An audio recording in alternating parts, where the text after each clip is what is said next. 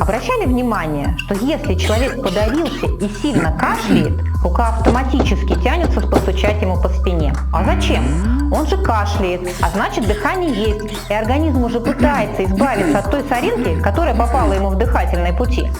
В ситуации, когда человек подавился, лицо у него краснеет и он кашляет, стучать по спине смысла нет. Так же, как и давить на живот, поднимать руки, прыгать на месте и вставать к стене. С позиции физиологии эта помощь неэффективна. Просто находитесь рядом и поддерживайте его морально. Инородное тело выскочит само с помощью кашля.